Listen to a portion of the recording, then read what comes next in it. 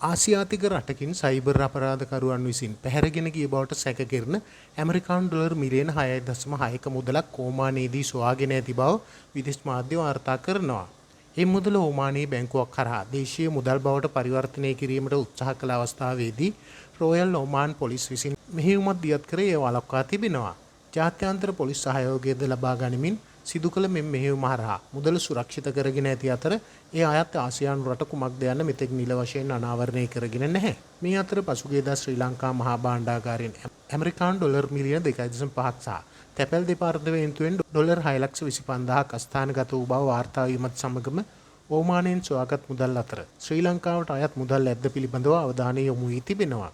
කෙසේ වෙතත් ශ්‍රී ලංකාවට අමතරව මෑත කාලයේදී වෙනත් ආසියානු රටකින් මෙවැනි විශාල මුදල් අස්ථානගත වීමක් වාර්තා නොමැති වී ඇති බව තමයි විදේශ මාධ්‍ය වැඩිදුරටත් සඳහන් කර සිටින්නේ. මේ පිළිබඳව ඕමාන පොලිසිය සහ ජාත්‍යන්තර පොලිසිය එක්ක තවදුරටත් පරීක්ෂණ කටයුතු සිදු කරමින් පවතිනවා.